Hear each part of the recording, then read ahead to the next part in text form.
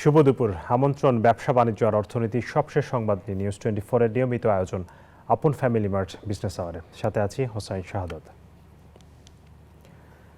কাগজ নির্ভরতা থেকে শতভাগ অটোমেশন পদ্ধতিতে রূপান্তরের অংশ হিসেবে ব্যবসায়ীদের কর রিফান্ড প্রক্রিয়াকে ডিজিটাল করেছে জাতীয় রাজস্ব বোর্ড এনবিআর।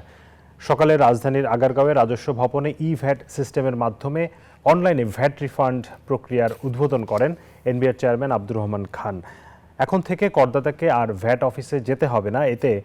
এতে করে ভোগান্তি ছাড়াই ঘরে বসে অনলাইনে রিফান্ড নিতে পারবেন তারা। অনলাইনে আবেদনের প্রেক্ষিতে বাংলাদেশ ব্যাংকের মাধ্যমে সরাসরি করদাতাদের ব্যাংক অ্যাকাউন্টে অর্থ ফেরত দেওয়া হবে এবং মোবাইলে মেসেজ পাঠানোর মাধ্যমে নিশ্চিত করা হবে। পর্যায়ক্রমে আয়কর এবং কাস্টমস শুল্ক সহ অন্যান্য করের রিফান্ডও এই অনলাইন পদ্ধতির আওতায় আনা হবে বলে জানান এনবিআর চেয়ারম্যান। রিফান্ড দেওয়ার প্রক্রিয়াকে স্বচ্ছ করতে পারলে ই রিটার্ন দাখিল আরও বাড়বে বলেও আশা প্রকাশ করেন তিনি।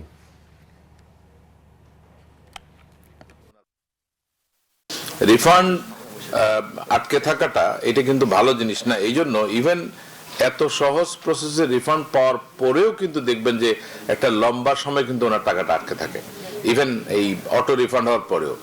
তাহলে প্রশ্ন হলো যে আমরা এটাকে কিভাবে কমাতে পারি। সেটা কমাতে পারি আমরা যদি একটু রিসার্চ করে দেখি কি কি কারণে রিফান্ডগুলো হয়, সেই জায়গাগুলো অ্যাড্রেস করা।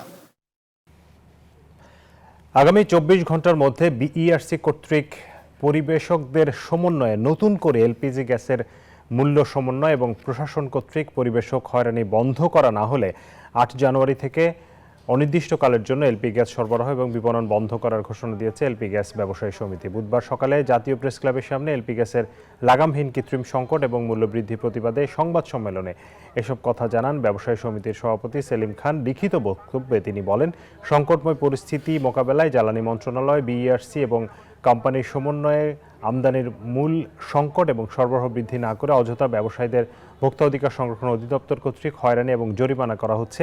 সিন্ডিকেট ভেঙে দিয়ে ব্যবসায়ীদের হয়রানি না করে সরকারকে গ্যাসের সরবরাহ বৃদ্ধির আহ্বান জানান ব্যবসায়ীরা।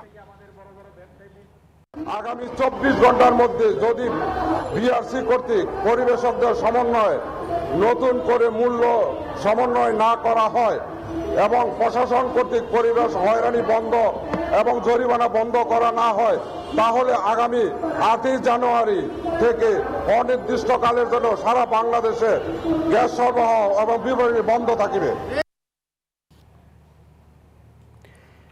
বিদ্যুতের দামে সাশ্রয় এবং পরিবেশের ক্ষতি কমাতে সোলার এনার্জি বা সৌর বিদ্যুৎ ব্যবহারের দিকে ঝুঁকছে সরকার, অর্থাৎ উৎপাদন বাড়াতে উদ্যোগ নিচ্ছে সরকার। আগামী 2 মাসে 12টি সোলার প্ল্যান্ট বসানোর সিদ্ধান্ত হয়েছে। এর ফলে এই বছরেই জাতীয় গ্রিডে যুক্ত হবে 918 মেগাওয়াট বিদ্যুৎ। পিডিবি চেয়ারম্যান নিউজ 24-কে বলেন, এই উদ্যোগে বিদ্যুতের আমদানি নির্ভরতা কমবে, ফলে মানুষ কিছুটা কম দামে বিদ্যুৎ পাবে, চাপ কমবে রাজস্বে। শাহনাজ ইয়াসমিনের রিপোর্ট। সোলার এনার্জি বা সৌরশক্তি মানে সূর্য থেকে আসা আলো ও তাপকে কাজে লাগিয়ে বিদ্যুৎ উৎপাদন করা, যা সৌর প্যানেলের মাধ্যমে সূর্যের আলোকে সরাসরি বিদ্যুতে রূপান্তরিত করে।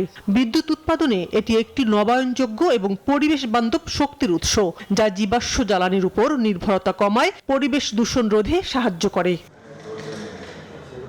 অন্তর্বর্তী সরকার সোলার এনার্জি বা সৌর বিদ্যুৎ ব্যবহারে নতুন সিদ্ধান্ত নিয়েছে, যার মধ্যে 12টি বড় সোলার প্ল্যান্ট অনুমোদন, সরকারি ভবন ও শিক্ষা প্রতিষ্ঠানে রুফটপ সোলার প্যানেল বসানো, বেসরকারি খাতে বিদ্যুৎ বিক্রির নতুন নীতি এবং প্রতিযোগিতামূলক দর কষাকষির মাধ্যমে সোলার ট্যারিফ কমিয়ে আনা, যা হবে 10 টাকার নিচে। গ্রিড টাইড সোলার প্রজেক্ট যেটা সিদ্ধান্ত হয়, এটি একটা ওপেন টেন্ডারিং প্রসিডিউরের মাধ্যমে হবে, পিপিআর ফলো করে বিশেষজ্ঞ প্যানেলের মাধ্যমে টেন্ডার ডকুমেন্টসগুলো করা হয়। কি পর্যায়ে পর্যন্ত আমরা এগুলোকে অ্যাকসেপ্ট করতে পারি, সেই রকম একটা সিদ্ধান্তের প্রেক্ষিতে আমরা আমাদের একটা বেস প্রাইস ছিল, প্রাকৃত মূল্য ছিল, তার আমরা 10% প্লাস মাইনাস করে। পিডিবি চেয়ারম্যান নিউজ 24-কে জানান, সরকারের এই সিদ্ধান্তে 1 বছরে জাতীয় গ্রিডে যুক্ত হবে 928 মেগাওয়াট বিদ্যুৎ। নির্ভরতা কমে আসবে জীবাশ্ম জ্বালানি থেকে, কার্বন নিঃসরণ কমবে 30 লাখ টন। 2041 সালের মধ্যে বাড়বে নবায়নযোগ্য জ্বালানির ব্যবহার, কমবে বিদ্যুতের দাম। 918 মেগাওয়াট আমি লিকুইড ফুয়েল দিনের বেলা অ্যাটলিস্ট বন্ধ রাখতে পারবো।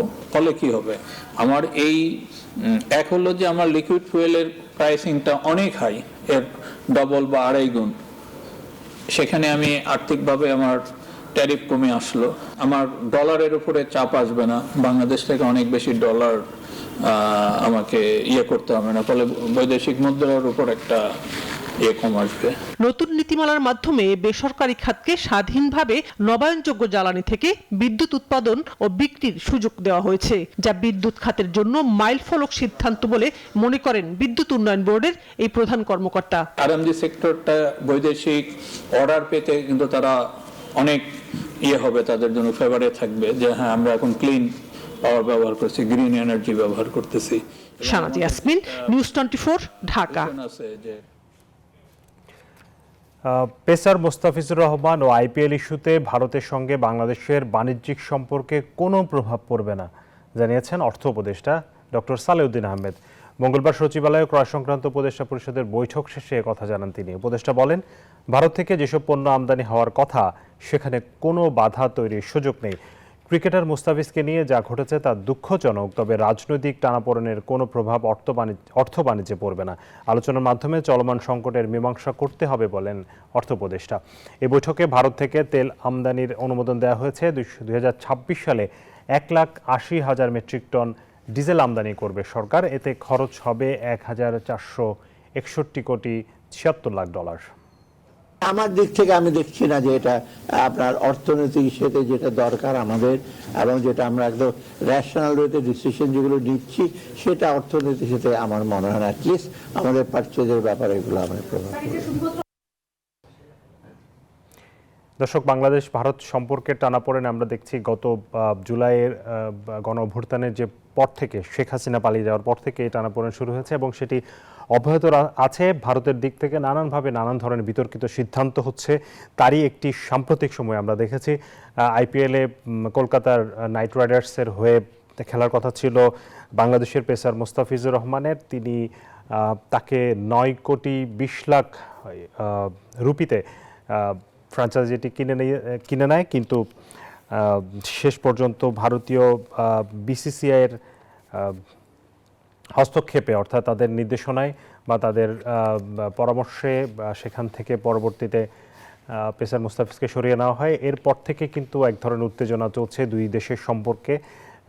টানাপোড়েন শুরু হয়েছে নতুন করে এবং তার পরিপ্রেক্ষিতে দেখা গেছে বাংলাদেশ বলছে যে আগামী যে টি-20 বিশ্বকাপ আছে সেখানে বাংলাদেশ ভারতে কোনো ম্যাচ খেলবে না। সেই সিদ্ধান্ত এরই মধ্যে আইসিসিকে জানানো হয়েছে এবং অনুরোধ করা হয়েছে আইসিসিকে যে ভারতে যে খেলাগুলো রয়েছে গ্রুপ পর্বে সেগুলো যাতে অন্যত্র সরিয়ে নেওয়া যায় কিনা। তবে সেই জায়গা থেকে এখন পর্যন্ত সেভাবে আনুষ্ঠানিকভাবে কোনো ধরনের সিদ্ধান্ত আইসিসি থেকে পাওয়া যায়নি। তবে শোনা যাচ্ছে আইসিসির প্রেসিডেন্ট অনানুষ্ঠানিকভাবে বলেছেন, সেটি একটি পত্রিকার বরাতে আমরা জানতে পেরেছি, যে বাংলাদেশকে ভারতেই খেলতে হবে অথবা বাংলাদেশকে পয়েন্ট হারাতে হবে। আমি এই বাণিজ্য বিষয়ক অনুষ্ঠানে এই ক্রিকেট নিয়ে কেন আলোচনা করছি, কারণ বাংলাদেশের সাথে ভারতের এই সম্পর্ক শুধুমাত্র ক্রিকেট নয়, এই সম্পর্ক কূটনৈতিক এবং এই সম্পর্ক বড় ধরনের বাণিজ্য সম্পর্ক রয়েছে বাংলাদেশের মধ্যে। আমরা অনেকেই বলছেন যে এই যে নতুন করে টানাপোড়েন শুরু হয়েছে এটি বাংলাদেশ ভারতের বাণিজ্য সম্পর্কে কোনো ধরনের প্রভাব পড়বে কিনা, সেইটা নিয়ে আজকে আমরা আলোচনা করতে চাই। আমাদের সাথে স্টুডিওতে উপস্থিত হয়েছেন ডক্টর মাহফুজ কবির, অর্থনীতি বিশ্লেষক। আমি স্বাগত জানাচ্ছি জনাব মাহফুজ কবির আপনাকে এবং ধন্যবাদ এবং কৃতজ্ঞতা আপনি আমাদের সাথে সময় দিয়েছেন। শুরুতে জানতে চাইবো যে অর্থ উপদেষ্টার যে বক্তব্য আমরা দেখেছি এটি কি পুরোপুরি ঠিক কিনা, মানে কোনো প্রভাবই কি পড়বে না? প্রভাব অল্প কিছু আছে, মানে ইনডিরেক্ট কিছু হয়তো ইমপ্লিকেশন আছে, বাট ডিরেক্টলি আসলে বাংলাদেশের সঙ্গে যে ভারতের বাণিজ্যিক সম্পর্ক, মানে এটা আসলে বাইল্যাটারাল রিলেশনশিপ। এখানে বাংলাদেশ এক্সপোর্ট করে, বাংলাদেশ ইম্পোর্ট করে। তো ইম্পোর্টের ক্ষেত্রে বাংলাদেশের জন্য ভারত হলো সেকেন্ড লার্জেস্ট সোর্স। আর ডেস্টিনেশনের কথা যদি আমি বলি, যে বাংলাদেশের জন্য ভারত অত্যন্ত গুরুত্বপূর্ণ একটি রপ্তানির গন্তব্য। এবং গত জুলাই থেকে ডিসেম্বর পর্যন্ত যদি হিসাব দেখি, তাহলে এখানে এই সময়ের মধ্যে 889 বিলিয়ন ডলারের মতো আর কি আমরা হ্যাঁ 889 মিলিয়ন ডলার, মানে হিসাব করতে গেলে দেখা যাবে যে বছর শেষে হয়তো, মানে অর্থ বছর শেষে দেখা যাবে যে প্রায় 2 বিলিয়ন ডলারের মতো আমাদের এক্সপোর্ট হচ্ছে। এর মধ্যে প্রধানত আমরা কিন্তু গার্মেন্টস পণ্য রপ্তানি করছি, যদিও আমাদের ট্রান্সশিপমেন্টের কিছু সমস্যা রয়েছে। এবার এন্ট্রির ক্ষেত্রে আর কি আমরা দেখলাম যে ড্রাই পোর্ট বাদ দিয়ে, মানে যে বেনাপোল সহ যে অন্যান্য যে সমস্ত ল্যান্ডপোর্ট আছে সেটা বাদ দিয়ে কিন্তু এখন সেই নবসেবা যে সেই মুম্বাইয়ের যে পোর্ট এবং কলকাতার যে মানে সমুদ্র বন্দর, তো সেগুলা কিন্তু ব্যবহার করার কথা। মানে এখানে আমরা দেখতে পাচ্ছি যে বেশ কিছু নতুন নতুন কিন্তু নন ট্যারিফ ব্যারিয়ার তৈরি হয়েছে, কিন্তু তারপরেও আমাদের এক্সপোর্ট কিন্তু সেভাবে কমেনি। হ্যাঁ, এবং আমরা একটু আশঙ্কা করছিলাম যে যে কূটনৈতিক বা রাজনৈতিক ক্ষেত্রে যে টানাপোড়েন, তো সেটার কারণে হয়তো আমাদের রপ্তানির ক্ষেত্রে বড় রকমের বাধা তৈরি হতে পারে, কিন্তু ওইখানকার যে কনজিউমার বা ওইখানকার যে বিজনেস পিপল তাদের কিন্তু বাংলাদেশের প্রোডাক্টের জন্য একটা ডিমান্ড আছে। ইতিমধ্যে সেই চাহিদাটা তৈরি হয়ে গেছে এবং এটা একটা মোটামুটি স্থায়ী রূপ নিয়েছে। তো এখানে অনেক ইন্টারন্যাশনাল ব্র্যান্ড তারা কিন্তু আউটলেট খুলেছে ভারতের বিভিন্ন জায়গাতে, যে বাংলাদেশ থেকে তারা তৈরি পোশাক নিচ্ছে, অত্যন্ত উন্নত মানের পণ্যগুলো রয়েছে এবং সেটা কিন্তু ভারতের যে নিজস্ব গার্মেন্টস প্রোডাক্ট, তাদের যে ডেনিম এবং অন্যান্য যে সমস্ত উচ্চ মূল্যের যে সমস্ত পণ্যগুলো আছে, তো সেগুলোর সঙ্গে বাংলাদেশ অত্যন্ত ভালোভাবে প্রতিযোগিতা করছে এবং বাংলাদেশ কম দামে এই পণ্যগুলো দিচ্ছে। তো যার ফলে তাদের যে ক্রেতা তাদের কিন্তু একটা প্রথম পছন্দ কিন্তু বাংলাদেশের এই পণ্যগুলো। এটি ছাড়াও যদি আমরা দেখি যে গার্মেন্টসের মধ্যে যে নিটওয়্যার এবং ওভেনেরটা সবচেয়ে বেশি চাহিদা, এরপরে নিটওয়্যার যেটা প্রায় 135 মিলিয়ন ডলারের, 200 মিলিয়ন ডলারের ইতিমধ্যে রপ্তানি হয়েছে কিন্তু আমাদের এই ওভেন গার্মেন্টস। এরপরে আমাদের হোম টেক্সটাইল, যেখানে ভারত নিজেই অনেক পণ্য উৎপাদন করে এবং বিদেশে রপ্তানি করে, তো বাংলাদেশ থেকে তারা হোম টেক্সটাইল নিচ্ছে, যেটা আমরা ইউরোপ আমেরিকার কোয়ালিটি দিচ্ছি ভারতে। এরপরে আমরা কিন্তু বিভিন্ন রকম ফলমূল সবজি যেগুলো রপ্তানি করছি, এটি ছাড়া আমরা কেমিক্যাল প্রোডাক্ট এক্সপোর্ট করছি, তারপরে আমরা ফিশ এক্সপোর্ট করছি। তো বিভিন্ন রকম পণ্য কিন্তু আমরা ভারতে রপ্তানি করছি এবং সেটা চলমান রয়েছে এবং এই জায়গাতে সম্পর্ক অত্যন্ত দৃঢ়। এখন এই ক্ষেত্রে যদি আমরা নন ট্যারিফ ব্যারিয়ার তৈরি করি, যে নতুন নতুন যে টেনশন তৈরি হচ্ছে, বিশেষ করে যে ক্রিকেটার মুস্তাফিজকে নিয়ে যেটা আমরা দেখলাম যে বেশ একটা উত্তেজনার কেন্দ্রে পরিণত হয়েছে কিন্তু আমাদের দুই দেশের সম্পর্ক। তো আমি মনে করি যে এটা সাময়িক, হয়তো কূটনৈতিক প্রচেষ্টা সেটা হয়তো স্তীমিত হয়ে যাবে, কিন্তু মানুষের মনে যে একটা অনুভূতি তৈরি করেছে সেটা কিন্তু দুঃখের অনুভূতি, এটা আমাদের মনে রাখতে হবে। এবং আসলে এই দুই দেশের মানুষের মধ্যে বড় অংশই কিন্তু চায় না যে এরকম কোনো দুঃখের অনুভূতি তৈরি হোক। তো এটা একটা বিষয়, এটা আমাদের মনে রাখতে হবে। আর এখানে যেটা ইনডিরেক্ট যেটা আমি বললাম সেটা হলো যে মুস্তাফিজকে যদি তারা নিতেন ফাইনালি, যদি এর সমস্যাটা তৈরি না হতো, তাহলে কিন্তু একটা সার্ভিস ট্রেড তৈরি হতো। হ্যাঁ, এবং এটার সঙ্গে যে আইপিএল এর যে সম্প্রচার, সেই সম্প্রচারের কারণে দেখা যাচ্ছে বাংলাদেশে যেটা হয়, তো সেটার কারণে বাংলাদেশ থেকে কিছু অর্থ যায়, মানে এখানেও কিন্তু এই সেবার আদান প্রদানের যে বাণিজ্য সেটাও কিন্তু রয়েছে। ভারতের বিভিন্ন সময় এই ধরনের বিতর্কিত যেসব সিদ্ধান্তগুলো নিচ্ছে এবং তারা একরকম বাংলাদেশকে বিভিন্নভাবে ছোট করার চেষ্টা করছে, অসম্মান করার চেষ্টা করছে, আমরা দেখতে পাচ্ছি। এই ধরনের ঘটনা তো অসম্মানই, তাই না? তাহলে এই যে এই ধরনের আচরণ দিয়ে আসলে দুই দেশের যে সম্পর্কগুলো, মানে এখানে আসলে আমি যদি শুধু বাণিজ্যের দিক থেকেই দেখি, ক্ষতিটা আর কার বেশি? না, ক্ষতিটা মানে যদি আমরা এই দুটো প্রতিবেশী দেশের মধ্যে এই ধরনের যদি সমস্যা তৈরি হয়, তাহলে সেক্ষেত্রে কিন্তু আসলে এই পিপল টু পিপল কন্ট্যাক্ট, সেখানে যেরকম একটা সমস্যা হচ্ছে, বাংলাদেশ থেকে অনেক মানুষ যাচ্ছে কিন্তু ভারতে এখনো পর্যন্ত, যদিও ভিসার খুবই লিমিটেড হয়ে গেছে এখন, তারপর অনেকে চিকিৎসার জন্য যাচ্ছে, ব্যবসার কাজে কিন্তু যাচ্ছে। হ্যাঁ, কিন্তু আমরা যদি দেখি 5 আগস্টের পরে কিন্তু এই হারটা অনেক কমেছে, যেহেতু ভারত আসলে ভিসা রেস্ট্রিক্টেড করেছে।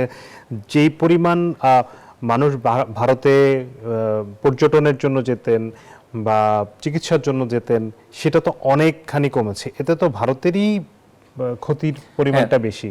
বাংলাদেশ তো কোনো বিকল্প ডেস্টিনেশন খুঁজে নিচ্ছে, হয়তো এশিয়ার অন্যান্য দেশগুলোতে যাচ্ছে বা চিকিৎসার জন্য চায়না নতুন করে দুয়ার খুলছে, সে জায়গায় ভারত কি আসলে তাদের নিজেদের ক্ষতি করছে? মানে এটা আসলে কতদিন চলবে এরকম?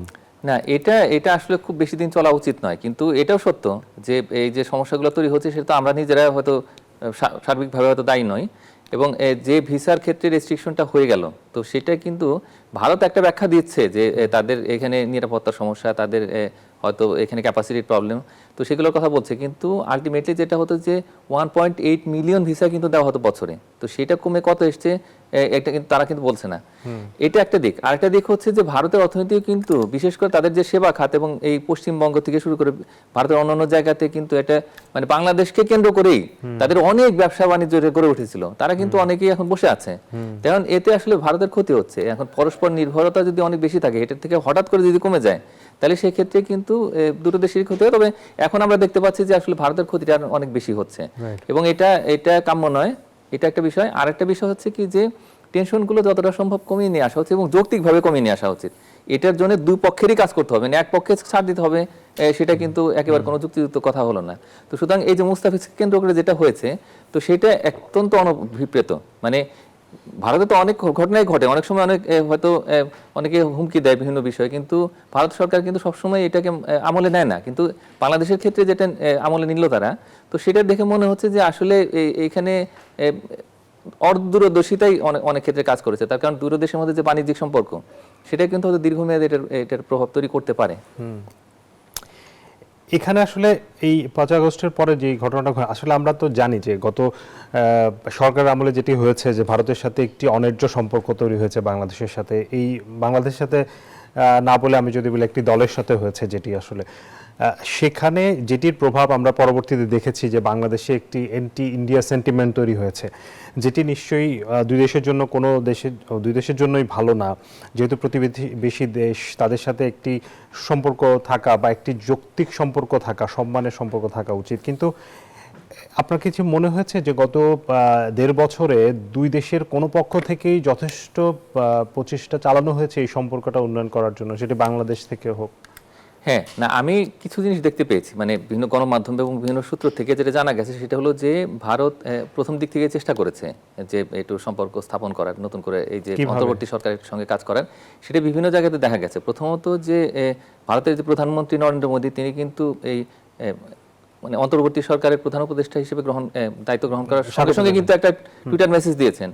এবং এরপরে আমরা দেখেছি যে এখানে যে তাদের রাষ্ট্রদূত প্রণয় বার্মা, তিনি কিন্তু বারবার গেছেন, বৈঠক করার চেষ্টা করেছেন, ফরেন মিনিস্ট্রিতে গেছেন, অন্যান্য জায়গাতে কিন্তু তিনি দৌড়ঝাঁপ করেছেন। কিন্তু আলটিমেটলি সিচুয়েশনটা এমন ছিল যে মানুষের মধ্যে কিন্তু এক ধরনের নেতিবাচক এক ধরনের ধারণা ছিল। তার কারণ অনেক দিন ধরে তারা বিভিন্ন জিনিস পর্যবেক্ষণ করছিলেন, যে সীমান্ত হত্যা থেকে শুরু করে আরও নানা রকমের ঘটনা, বিশেষ করে যে বিভিন্ন রকমের চুক্তি, তো সেগুলোকে তারা বিভিন্নভাবে নিয়েছেন। এবং সে নিয়েছেন, এটা কিন্তু অনেক ক্ষেত্রে ইতিবাচক হয়নি, নেতিবাচক হয়েছে, যার ফলে এই দৌড়ঝাঁপগুলো কিন্তু খুব একটা কাজে লাগেনি। এবং এরপর পরে আমরা যেটা দেখলাম, যেটা বন্যা হলো, বন্যার যে আগাম সতর্কতা, সেগুলো তথ্যগুলো আমরা পাইনি, যার ফলে বহু মানুষের ক্ষতি হয়েছে। এবং মানুষের যে কষ্ট, ওই সময়ে যেটা আমরা দেখেছি যে ওই মানে ভারত থেকে কেউ বা অনেকেই হয়তো দেখা যাচ্ছে যে সামাজিক যোগাযোগ মাধ্যমে কিন্তু কটূক্তি করেছেন। তো এগুলো কিন্তু মানুষের মনে একটা প্রভাব ফেলেছে। এরপরেও আসলে কূটনৈতিক দিক থেকে ভারতের হয়তো চেষ্টাটা আরেকটু বেশি করার দরকার ছিল, আমি মনে করি। তার কারণ নেতিবাচক এই বিষয়গুলো কিন্তু আসলে ভালো নয়। তো এবং এটার কীভাবে কমানো যায়, তো সেইভাবে আসলে সরকারের দিক থেকে চেষ্টা করা উচিত ছিল। আবার বাংলাদেশেও দেখেছি আমরা যে বিভিন্ন সময়ে যে অতি উৎসাহী হয়ে বিভিন্ন রকমের যে ভারত আক্রমণ করবে, এটা সেটা বিভিন্ন রকমের যে, এটা আমি মনে করি না যে সরকার এটা স্পন্সর করেছে, কিন্তু কোনো গ্রুপ এটা করেছে, মানে ভারত বিদ্বেষী একটু আগ বাড়িয়ে অনেকে করা হয়েছে। যার ফলে অনেক সময় দেখা যায় কি যে ধরনের কিছু সুযোগ সন্ধানী মানুষ থাকে, তারা এগুলো করে থাকে।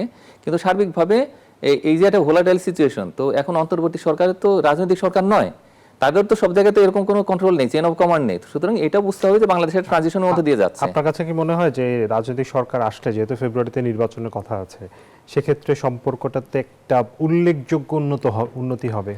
এটা ওভারনাইট হবে না। তার কারণ এখন তো আমরা দেখতে পাচ্ছি যে মানুষ যেহেতু স্বাধীনভাবে অনেক কথাবার্তা বলে ফেলেছে, হ্যাঁ, এবং মানে দুই পক্ষ থেকেই বিভিন্ন রকমের কথাবার্তা এসছে। তবে আমার কাছে মনে হয় যে একটু সময় লাগবে, ঠিক আছে, কিন্তু এটা আস্তে আস্তে হয়তো 100% মেকআপ না হলেও মোটামুটি একটা চলতি পর্যায়ে চলে যাবে। আমরা একটু বাণিজ্যের দিক থেকে আসি, যে বাংলাদেশ আসলে ভারতের উপর যেই পণ্যগুলোর উপর নির্ভরশীল, বিশেষ করে কিছু কনজিউমার প্রোডাক্ট আছে, কিছু পণ্য আছে, যেমন স্ট্র্যাটেজিক কিছু পণ্য আছে, তুলার মতো পণ্য আছে। আমরা এখন দেখছি যে ডিজেলও আমদানি করা হচ্ছে। আপনার কাছে কি মনে হয় যে ভারতের উপর আমরা একটু বেশি মাত্রায় নির্ভরশীল, মানে আমাদের আমদানি পণ্যের ক্ষেত্রে বিশেষ করে, সেইটাকে মানে প্রথম প্রশ্ন হচ্ছে যে আমরা কি একটু বেশি মাত্রায় নির্ভরশীল কিনা, আর যদি সেটা হয়ে থাকি সেক্ষেত্রে সেটাকে যতটা সম্ভব আর একটু কমিয়ে আনার সুযোগ আছে কিনা আমাদের হাতে? না, যেটা হয় যে ইন্টারন্যাশনাল ট্রেড থিওরি, এটা সবাই বোঝেন না, কিন্তু মূল কথা হচ্ছে যে প্রতিবেশী দেশগুলো যদি ভালো একটা উৎস হয় বা গন্তব্য হয়, তাহলে সেক্ষেত্রে খুব স্বাভাবিকভাবে, যেহেতু এখানে হয়তো এই যে বাণিজ্যের খরচ, সময়, এই সব মিলে এবং দাম, এই তিনটা জিনিসই কিন্তু ফেভারেবল থাকে। এবং এটা সবসময় যে দূরের দেশের সঙ্গে এটা হয় না। তো সুতরাং এই কারণে যেটা হয়েছে যে, আর আরেকটা বিষয় আছে খুব ইম্পর্টেন্ট, সেটা হলো যে বাংলাদেশ যেহেতু এই RMG প্রোডাক্ট আসলে বিশ্ববাজারে রপ্তানি করে, এবং তার জন্য কিন্তু ভারত একটা বড় গন্তব্য। তো যার ফলে ক্রেতারা অনেক সময় বলে দেয় যে কোত্থেকে কোন প্রোডাক্টটা ইম্পোর্ট করতে হবে অ্যাজ এ ইনপুট, মানে সেটা যদি ফেব্রিক হয়, সেটা যদি তুলা হয়, বা সেটা ডাইং যদি হয়, মানে কেমিক্যাল যদি হয়, সেগুলো তারা বলে দিয়ে থাকে যে এই স্পেসিফিকেশনগুলো দেয়। তো বাংলাদেশ যেটা করে মেইনলি তো স্টিচিং করে, মানে সেলাই করে। তো এই কারণে মানে কাটিং, সুইং, তো এই কাজগুলো বাংলাদেশের জন্য মূল কাজ আর কি। তো এটার কারণেই আসলে ভারতের উপরে বেশি নির্ভর করতে হয়, তার কারণ আমাদের লিড টাইম থাকে খুবই কম, 2 মাসের মাত্র। তো এর মধ্যেই পণ্য আসলে অন্য দেশ থেকে আমদানি করে তারপর সেলাই করে তারপর জাহাজীকরণ করে সেটা আসলে ওই শেলফে পাঠানো, মানে বায়ারদের শেলফে, না তো এটা অনেকটা সময় সেটা ঠিক আছে, সেটা আমি মানি যে এটা আসলে ব্যবসার পলিসির জায়গা থেকে অনেক কিছু মানে যেটা ব্যবসার জন্য সহজ হয়, খরচ কম হয়, সেটা করতে হবে। কিন্তু আমি যে প্রশ্ন হচ্ছে, আমরা কি একটু বেশি অতিরিক্ত মাত্রায় নির্ভরশীল? যেমন ধরেন, আমাকে পেঁয়াজ ভারতের উপরই কেন নির্ভরশীল থাকতে হবে? ভারত পেঁয়াজ বন্ধ করলে আমার এখানে কেন ক্রাইসিস তৈরি হবে? বা চালের উপর কেন ভারতের উপরই নির্ভর করতে হবে? মানে আমার প্রশ্নটা হচ্ছে যে যেহেতু ভারত আমাদের সাথে স্বাভাবিক আচরণ করছে না, নানান সময়ে তারা পেঁয়াজ বন্ধ করে দিচ্ছে, চাল বন্ধ করে দিচ্ছে, বা অন্যান্য বিষয়গুলো আমাদেরকে বিপদের মুখে ফেলছে, সেই জায়গাটাতে আমাদেরকে আরেকটু নিজে স্বয়ংসম্পূর্ণ হওয়া বা বিকল্প খোঁজার জায়গাটা, মানে নির্ভরতা থাকবে কিন্তু সেটি যাতে অতিমাত্রায় না হয়, সেই জায়গায় সুযোগ আছে কিনা? অবশ্যই সুযোগ আছে, এবং সবচেয়ে ভালো হয় যদি আমরা আত্মনির্ভরশীল হই। মানে বিশেষ করে তুলার ক্ষেত্রে আমরা হয়তো কিছু কাজ করতে পারতাম এর মধ্যেই, তার কারণ আমরা তো তুলার জন্য আসলে চীন এবং ভারতের উপরে অতিমাত্রা নির্ভরশীল। আমরা নিজেরা যদি কিছু উৎপাদন করতে পারতাম তাহলে সেটা ভালো হতো। আরও কিছু সাজেশন এসছে, ইভেন মায়ানমারের অনেক এক্সপার্ট তারা বলেছেন যে বাংলাদেশ যেন এই মায়ানমারেও কৃষকদেরকে ইনভলভ করে, তাদের ব্যবসায়ীদের ইনভলভ করে সেখানে তুলার চাষ করে বাংলাদেশ কিন্তু তুলা আমদানি করতে পারে, তাহলে কিন্তু একটা অল্টারনেটিভ সোর্স হয়। তো এইভাবে করে যতটা ডাইভার্সিফাই করা যায় ততই সেটা মানে মঙ্গল একটা দেশের জন্য। কিন্তু এটাও সত্য, যেমন পেঁয়াজের যে বিষয়টা আমরা দেখলাম 2019-এ যখন একটা বড় ক্রাইসিস তৈরি হলো, তো হঠাৎ করে তারা বন্ধ করে দিল। এরপরে কিন্তু আমরা অনেক ভালো উৎপাদন করছি, এখন কিন্তু খুবই সামান্য পরিমাণে ওইখানে ইম্পোর্ট করছি। তো এটা একটা ভালো দিক। আমরা চাই যে বাংলাদেশ যেন পেঁয়াজ রপ্তানিতে একটা উল্লেখযোগ্য দেশ হিসেবে আবির্ভূত হয়, তার কারণ বাংলাদেশের পেঁয়াজের মান অত্যন্ত ভালো। তা আমরা যেন ভারতেই বাংলাদেশের পেঁয়াজটা রপ্তানি করি, এই ধরনের যদি মানসিকতা থাকে তাহলে কিন্তু এই যে অতি নির্ভরশীলতা সেটা কিন্তু কাটিয়ে উঠতে পারবো। রাইট। আরেকটা বিষয়, যেমন আমরা চিকিৎসার ক্ষেত্রে যেটি মনে করা হতো যে আমাদের বাইরে যদি চিকিৎসা নিতে হয়, ভারতে আমাদের একমাত্র জায়গা যেখানে আমরা আসলে ভারতে চিকিৎসা না নিলে হয়তো আমরা, কিন্তু আমি যদি গত 1.5 বছরের চিত্র দেখি, সেই সংখ্যাটা তো অনেক কমে আসছে। এখানে একটু যদি বলে বাংলাদেশের চিকিৎসা ব্যবস্থায় আসলে আমাদের কি করার আছে যে এই নির্ভরতাটা যাতে আরো কমিয়ে আনা যায়? হ্যাঁ, ভারতের ক্ষেত্রে যেটি হয়েছে যে মোটামুটি অন্যান্য যদি আমরা জায়গা দেখি, যেমন চীন, সিঙ্গাপুর বা হয়তো একসঙ্গে যে থাইল্যান্ড, তো সেই জায়গা কিন্তু অনেক এক্সপেন্সিভ, কিন্তু ভারতে সেটা মানে খরচটা অনেক কম, ভালো মানের সেবা পাওয়া যায়। আর আরেকটা বিষয় হচ্ছে যে বাংলাদেশের মানুষের মধ্যে এমন একটা মানসিকতা তৈরি হয়েছে যে বিদেশে গিয়ে চিকিৎসা নিতে হবে, সেটা সামান্য রোগ হলেও কিন্তু এখানে তারা যেতে চায়, হয়তো একটু ভারতে যাওয়া বা অন্য দেশে যাওয়া, এটা হয়ে গেল। তো যারা সেটা তো একদিক থেকে আছে যে ভারতে গেলে, আপনি যেটা বলছেন যে দেশের বাইরে গেলে হয়তো ভালো হয়ে যাবে এরকম মানসিকতা, কিন্তু আবার বিপরীত চিত্র আছে, দেখা যায় দেশে হয়তো সে ভালো চিকিৎসাটা পাচ্ছে না, অনেকদিন ধরে চিকিৎসা করছে, ভুল চিকিৎসা হচ্ছে, তারপরে গিয়ে সে ইন্ডিয়াতে যাচ্ছে, সেখান থেকে ভালো হয়ে আসছে, এই ধরনের একটা বিশ্বাসও কিন্তু তৈরি হয়েছে। না, বিশ্বাস এবং আস্থাটা খুবই গুরুত্বপূর্ণ এখানে, বিশেষ করে যে মেডিকেলের ক্ষেত্রে সার্ভিসগুলো আমরা দিচ্ছি, আনফরচুনেটলি সেটার মানটা কিন্তু অতটা ভালো হয়নি এখনো। বাংলাদেশে এরকম চিকিৎসা গবেষণাও সেভাবে হয় না, যন্ত্রপাতি বিশেষ করে ডায়াগনোসিস, ওইখানে দেখা যায় যে অনেক সময় যারা রোগী তাদেরকে হয়রানি করা হচ্ছে, খরচ অনেক বেশি, এবং খরচ করেও যে আসলে আমরা ভালো মানের সেবা পাবো, সত্যি রোগ ভালো হয়ে যাবে, তো সেই বিষয়গুলো নিয়েও কিন্তু আস্থার পরিমাণ খুবই কম বাংলাদেশের মানুষের মধ্যে। তো এটা একটা কারণ। তবে এটাও ঠিক যে আমরা যদি ইন্টারন্যাশনাল বেশ কিছু হসপিটাল বাংলাদেশে অ্যাট্রাক্ট করতে পারতাম, তাহলে সেই ক্ষেত্রে কিন্তু তখন আমাদের খরচটা আরো কমে যেত, এবং সেই ক্ষেত্রে চীন হতে পারে বা ইভেন থাইল্যান্ড বা সিঙ্গাপুরের বড় হসপিটালও বাংলাদেশে আসতে পারে। তো ইন্টারন্যাশনাল চেইন কিন্তু এখানে আনা সম্ভব। তো সেরকম কোনো বিনিয়োগ যদি নিয়ে আসতে পারতাম তাহলে সেই ক্ষেত্রে কিন্তু এক ধরনের ব্যালেন্স তৈরি হতো। তো সেটা আমরা করতে পারিনি, এবং দেশের চিকিৎসা সেবার মান যেহেতু ভালো করতে পারিনি, পার্শ্ববর্তী দেশ হিসেবে ভারত একটা লুক্রেটিভ একটা অল্টারনেটিভ, তো সেইভাবেই আসলে জিনিসটা তৈরি হয়েছে। অনেক ধন্যবাদ আপনাকে। আমরা আবারও ফিরবো, আমরা একটা বিরতির সময় হয়েছে। দর্শক, বিজনেস আওয়ারে নিচ্ছি বিরতি, ফিরছি একটু পর, সাথে থাকুন।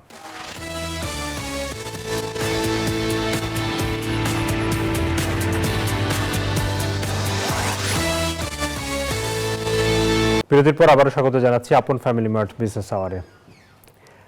ভাগ্য পরিবর্তনে অবৈধ পথে ইউরোপে পাড়ি জমানোর প্রবণতা বাড়ছে তরুণদের। গেল 2 বছর সুনামগঞ্জের বিভিন্ন উপজেলা থেকে অন্তত 250 শতাধিক তরুণ দালালের মাধ্যমে লিবিয়া হয়ে ইতালি যাওয়ার চেষ্টা করেছেন।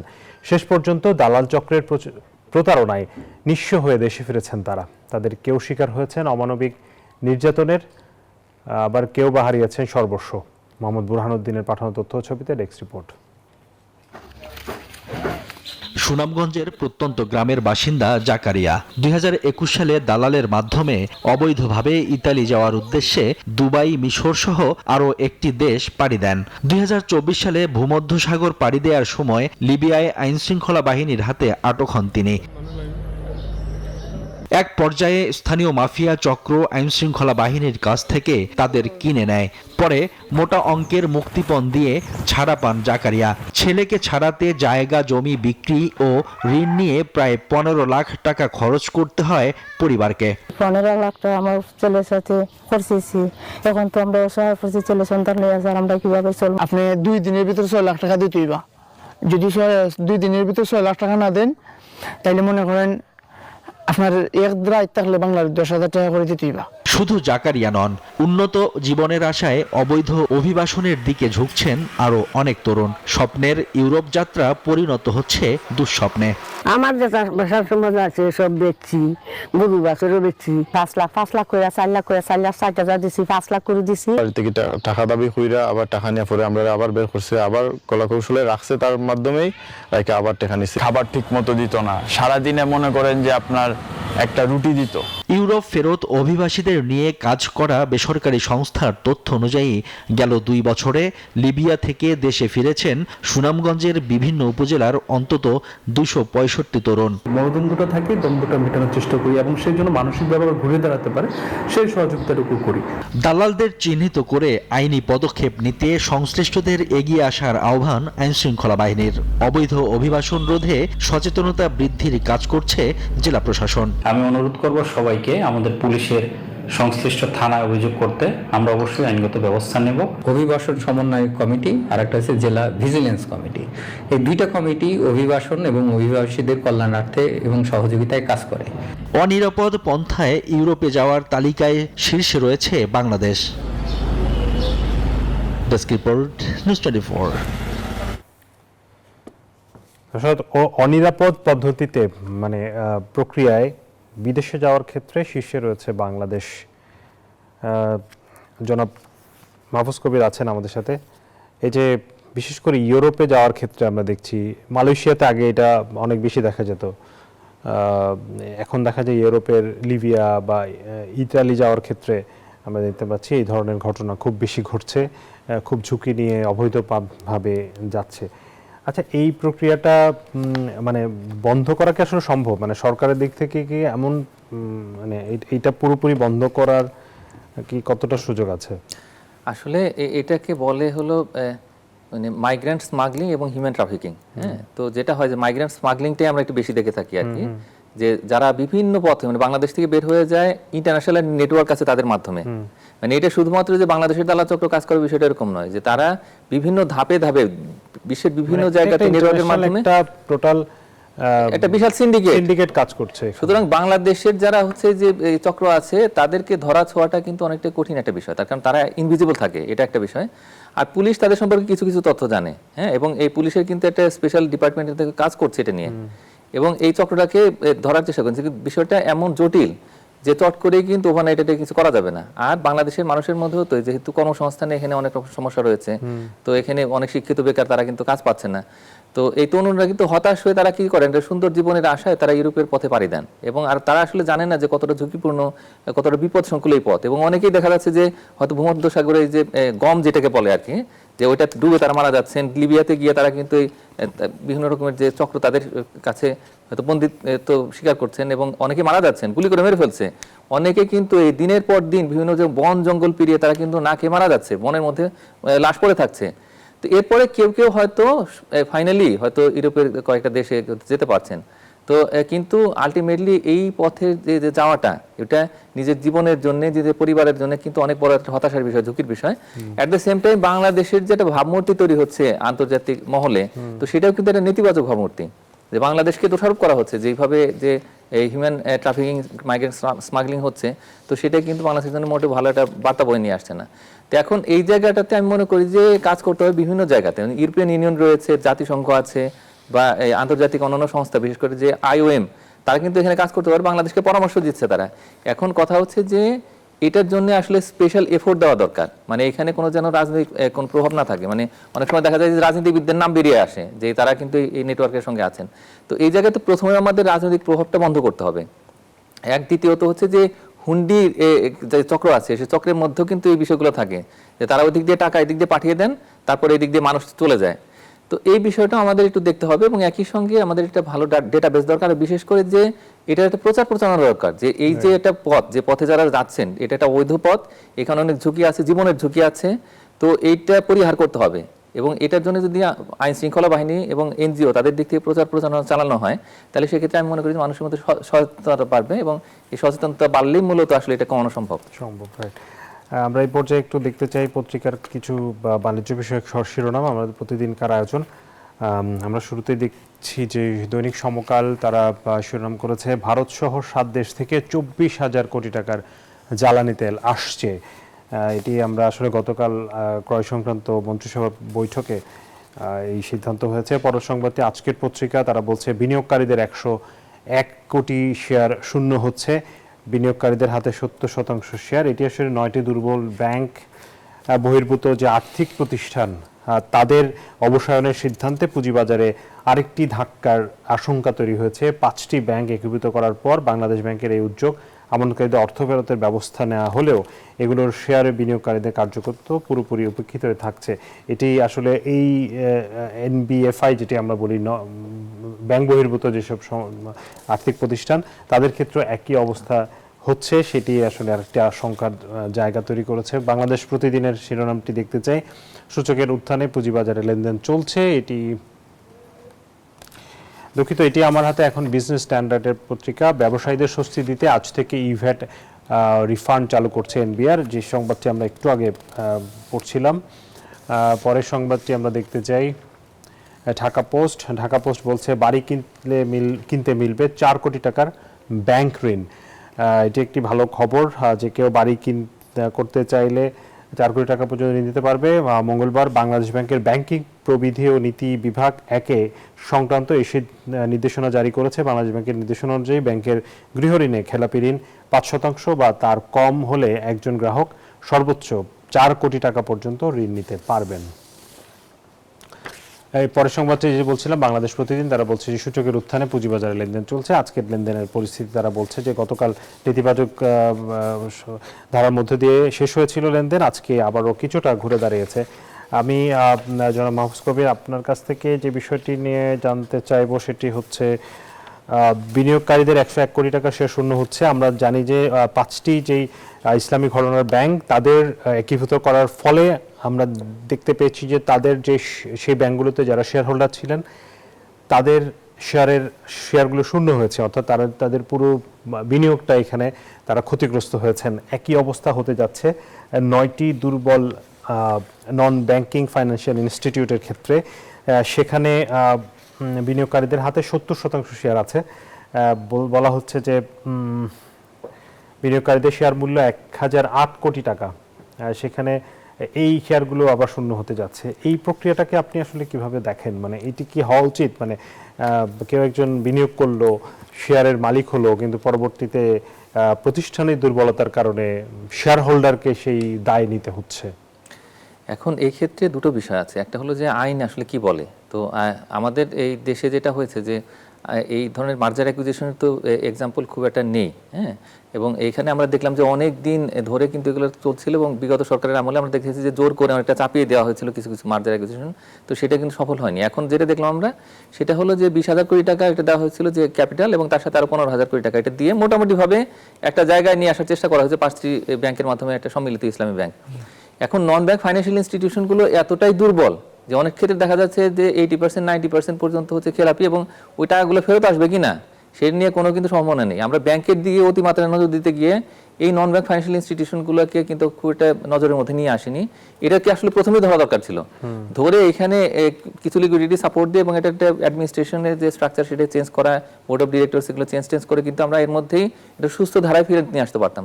গত 1.5 বছরের মধ্যে অনেকেই আরও খেলাপি হয়ে গেছে এবং এখন তাদের কোনো ব্যালেন্স শিট নেই, তাদের কোনো এরকম ফাইন্যান্সিয়াল অডিটিং সেগুলোর কোনো ব্যবস্থা নেই।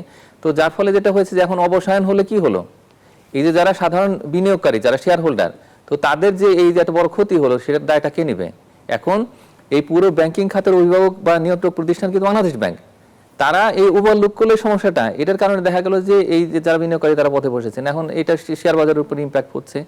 আর একটা কিন্তু অল্টারনেটিভ ছিল আমাদের, যে ব্যাংকে টাকা না পেলে আমরা কিন্তু হয়তো এনজিওতে সবাই যেতে পারে না, ওটা গ্রামে গঞ্জে বেশি চলে, কিন্তু এই যে আরবান সেক্টরে সেখানে কিন্তু একটা অল্টারনেটিভ সোর্স হিসেবে একটা ভালো ফাইন্যান্সিয়াল ইনস্টিটিউশন, যেটা নন ব্যাংক ফাইন্যান্সিয়াল ইনস্টিটিউশন, তো সেটা ভালো কাজ করছিল। কিন্তু এখন দেখা যাচ্ছে যে এটার উপরে একটা মনস্থা তৈরি হওয়া, সেই কোনটা থাকবে কোনটা থাকবে না, এগুলো নিয়ে কিন্তু তোলাচল যেটি। আর শেয়ার বাজার এমনিতেই তো দাঁড়াতে পারছে না, যেমন দেখতে পাচ্ছি যে হয়তো উত্থান ঘটে একদিন, কিন্তু পতন ঘটে হচ্ছে বাকি 4 দিন সপ্তাহে। তাই এই অবস্থায় আমি মনে করি যে একটা সুন্দর নীতিমালা প্রয়োজন, যে হঠাৎ করে আমি ঘোষণা করলাম যে এগুলো শেয়ারের দাম শূন্য, বিষয়টা কিন্তু এখানেই শেষ নয়। তো আমি মনে করি যে এই মানুষের মধ্যে যে ক্ষোভ হতাশা এগুলো যদি তৈরি হতে থাকে, তাহলে তো বিনিয়োগ করতে আর কেউ এগিয়ে আসবে না, তখন দায়টা কে নিবে? তো এই বিষয়ে আমি মনে করি যে বাংলাদেশ ব্যাংকের একটা ভালো সিদ্ধান্ত দরকার। অবশ্যই আমরা আশা করছি এটি নিয়ে আসলে পুরো নতুন করে ভাবার সুযোগ রয়েছে, কারণ এভাবে যদি হতে থাকে মানুষ আসলে বিনিয়োগ থেকে, বিশেষ করে শেয়ার মার্কেটে বিনিয়োগ থেকে সবাই হয়তো মুখ ফিরিয়ে নিতে পারে। আপনাকে অনেক ধন্যবাদ ডক্টর মাহফুজ কবির আমাদেরকে সময় দেওয়ার জন্য। ধন্যবাদ। দর্শক, এর সাথে আরও একটি বিরতির সময় হয়েছে, ফিরবো আরও খবর নিয়ে, আপনারা আমাদের সাথেই থাকবেন।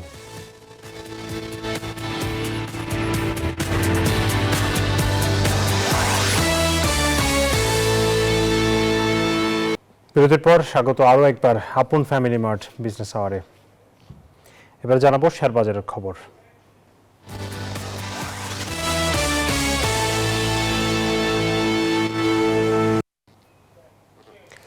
ঢাকা স্টক এক্সচেঞ্জের ওয়েবসাইট থেকে জেনে নেব শেয়ার বাজারের সবশেষ লেনদেন পরিস্থিতি। ইতিবাচক ধারায় লেনদেন চলছে। আমরা দেখতে পাচ্ছি ডিএসইএক্স ইন্ডেক্স 4987 পয়েন্টে অবস্থান করছে, বেড়েছে প্রায় 34 পয়েন্ট। ডিএসই সরিয়া ইন্ডেক্স বেড়েছে 4.25 পয়েন্ট। ডিএসই 30-র অবস্থান 1909 পয়েন্ট, বেড়েছে 13.70। লেনদেনের পরিস্থিতি আমরা যদি দেখি, 304 কোটি টাকা এখন পর্যন্ত লেনদেন হয়েছে।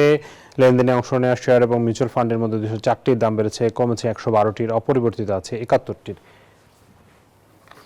যাচ্ছে মুদ্রা বাজারের খবর এবং সাথে স্বর্ণ এবং রূপার বাজারের দরদাম। মুদ্রা বাজারের আমরা মার্কিন ডলারের যদি আমরা রেট দেখি, 122 টাকায় তারা কিনছে, 123 টাকায় বিক্রি করা হচ্ছে। পাউন্ডের কেনা দর 159, বিক্রয় 166। ইউরো 138 টাকায় কেনা হচ্ছে, বিক্রি হচ্ছে 143 টাকায়। চীনা ইউয়ান 16 টাকা কিনা 18 টাকায় বিক্রি করা হচ্ছে। সৌদি রিয়ালের কেনা দর 32, বিক্রয় 33 টাকা 20 পয়সা। ভারতীয় রুপি কেনা হচ্ছে 1 টাকা 30 পয়সা, বিক্রয় 1 টাকা 45 পয়সা।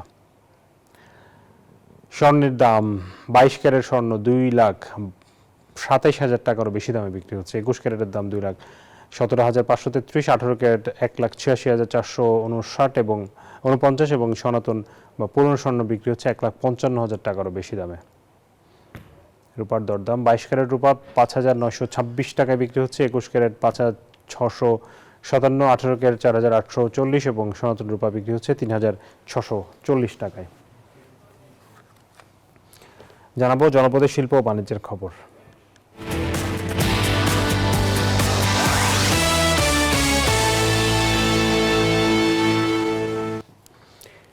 একসময় পুরুষের শ্রম ঘামে গড়ে ওঠা হাওরের কৃষি এখন নতুনত্ব লাভ করেছে নারীর হাতের ছোঁয়ায়।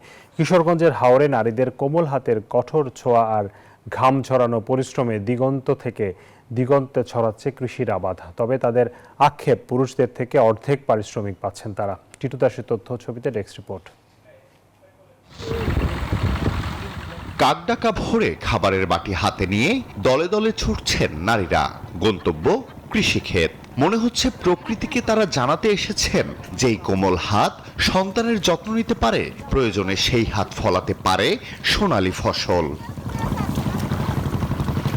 কিশোরগঞ্জের অষ্টগ্রামের কমলা ইউনিয়নের হাওরে কুয়াশা ভেজা ভোরে শরীরে চাদর জড়িয়ে এভাবেই বোরো চারা রোপণ করছেন নারীরা।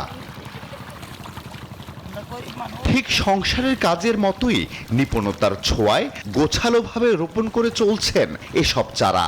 পুরুষের সঙ্গে সমানতালে কাজ করে বদলে দিচ্ছে হাওরের কৃষি, সেই সাথে দেশের অর্থনীতিও। আমরা কাজ করি, আমরা দিন ভুট্টা গাছ লাগাইছি, ভুট্টা গাছ কোবাইছি, কেল তুলছি। সারাদিন আমরা খুব পরিশ্রম করি, বেড়েন 150 আমরা 300। তবে এসব কর্মজীবী নারীদের অভিযোগ, পুরুষের সাথে সমানভাবে কাজ করলেও পারিশ্রমিক পাচ্ছেন পুরুষের অর্ধেক।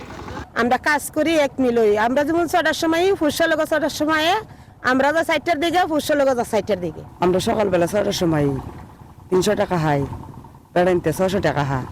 নারী শ্রমিকদের অবদান অনস্বীকার্য দাবি করে এই কৃষি কর্মকর্তা জানান, নারী শ্রমিকরা ন্যায্য মজুরি পান না। নারী শ্রমিকরা তাদের যথার্থ মজুরি পায় না, এটি সত্য। আমরা আশা করব যারা জমির মালিক এবং যারা গৃহস্থ, যারা নারীদেরকে দিয়ে ধান রোপণ কাজ করাচ্ছেন, তারা নারীদের প্রাপ্য এবং সম্মানিত মর্যাদাটুকু দিয়ে তাদেরকে মূল্যায়নটা করবেন, এটি আমরা আশা করি। নারী শ্রমিকদের পারিশ্রমিক পুরুষদের সমান হলে কাজে আরো বেশি উৎসাহ বাড়বে বলেও মনে করেন সুশীল সমাজের প্রতিনিধিরা। Desk report, news 24। এবারে বিশ্ব বাণিজ্যের খবর।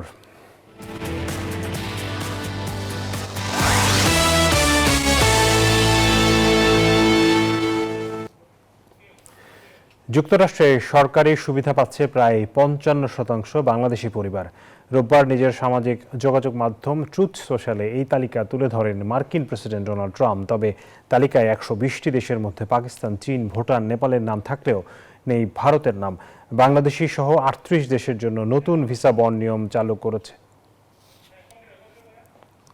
করেছে যুক্তরাষ্ট্র। এতে 38 দেশের ভিসা আবেদনকারীকে গুনতে হবে অন্তত $15,000 মার্কিন।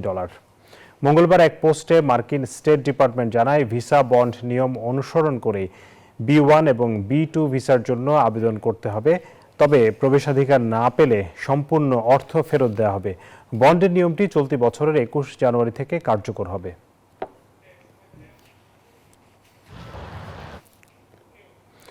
নিকোলা মাদুরোকে ক্ষমতাচ্যুত করার পর ভেনেজুয়েলার জ্বালানি খাতের নিয়ন্ত্রণ নিচ্ছে যুক্তরাষ্ট্র।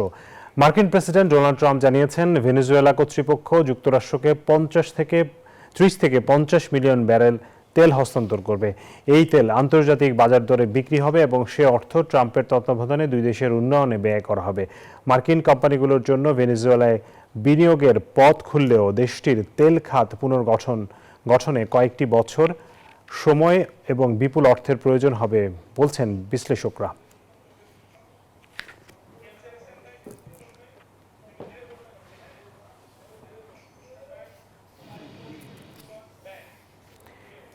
দর্শক, এই ছিল আপন ফ্যামিলি মার্ট বিজনেস আওয়ারের আজকের আয়োজনে। সাথে থাকার জন্য ধন্যবাদ সবাইকে। আগামীকাল আবারও একই সময় আপনাদের সাথে দেখা হবে। সে পর্যন্ত ভালো থাকবেন।